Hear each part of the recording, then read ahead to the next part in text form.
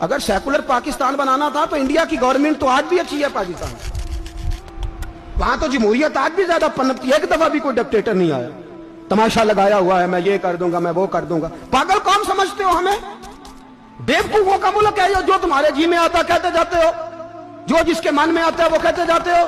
سنو اسلام کس طرح کی خلافت چاہتا ہے، امیر المومنین خلیفۃ المسلمین حضرت عمر فاروق۔ سنو حکومت کس کو کہتے ہیں، حضرت عمر گزر رہے، فجر کی نماز کے بعد 2 گلیاں رہ گئی ہیں، آج پورا نہیں ہو سکا آپ کا دورہ، جو رات کو نقاب پہن کے 2 گلیاں رہ گئیں تو نقاب اوڑھ کے ہی فجر کے بعد نکل گئے۔ ایک چھپر ہے چھوٹا سا، ایک کٹیا ہے جھونپڑی، بوڑھی اماں بیٹھی ہے، عمر فاروق گزرنے لگے، بوڑھی کو پریشان دیکھا، اماں جی اجازت ہو تو اندر آ جاؤں؟ بوڑھی کہنے لگی چل دوڑ جا اپنا کام کر، کیوں اجازت دوں؟ تیری مہربانی اماں آنے دو۔ کیا دوڑ جا؟ تیری مہربانی اماں گزارش ہے، چلو آ جاؤ۔ حضرت عمر فاروق فرمایا کرتے تھے میں نے اس عورت سے آئین سیکھا ہے، آئین، میں نے اس سے قانون سیکھا ہے، اس بوڑھی عورت سے۔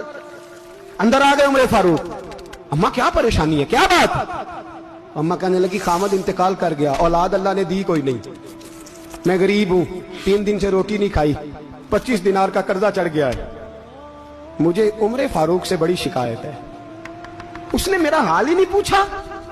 حضرت عمر کہتے تھے مجھے اس نے دستور اور آئین سکھایا، کہنے لگے شکوہ ہے، عمر آیا ہی نہیں۔ حضرت عمر کہنے لگے اماں، عمر کو کیا پتا کہ تو اس حال میں ہے، اماں دستور بیان کرتی ہے، اماں جمہوریت کا اعلان کرتی ہے، کہتی ہے نہیں پتا عمر کو، تو عمر سے کہو چھوڑ دے حکومت، اس کے حوالے کرے جو خبر رکھ سکتا ہے، نہ ادھر ادھر کی تو بات کر، یہ بتا کہ قافلہ کیوں لٹا، مجھے رہزنوں سے غرض نہیں، تیری رہبری کا سوال ہے، عمر سے کہو چھوڑے حکومت، اس کو دے جو پتہ رکھ سکتا ہے۔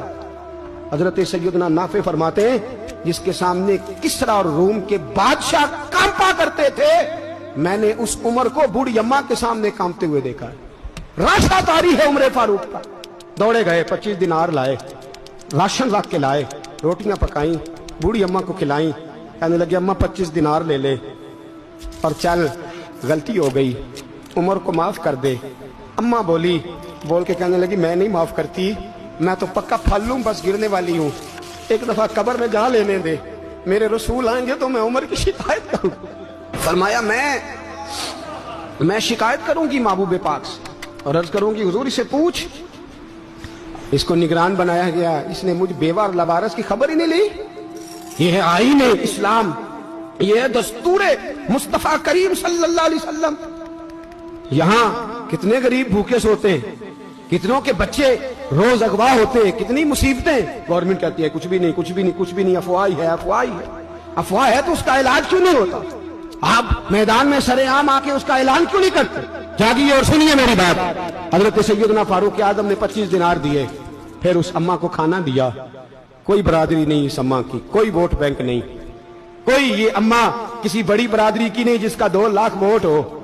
امیر المومنین ہو کے عمر فاروق اماں کے قدموں میں بیٹھ گئے، کہنے لگے اماں عمر کمزور ہے، حضور کا سامنا نہیں کر سکتا، تیری مہربانی نبی پاک کے سامنے شکایت نہ کرنا۔ اماں کہنے لگی چل میں تیری خاطر معاف کر دیتی، جا تو مجھے کسی اچھی ماں کا بیٹا لگتا ہے، جا تیری خاطر۔ کہنے لگے چل پھر مجھے لکھ کے دے، کہنے لگی میں تو ان پڑھ ہوں، تو لکھ دے میں دستخط کر دے۔ حضرت عمر نے لکھا، ایک بوڑھی اماں کو شکایت تھی خطاب کے بیٹے عمر سے، اور پھر وہ معاف ہو گئی۔ اماں کہتی ہے میں نے اللہ کی رضا کے لیے معاف، یہ دستخط کر دو۔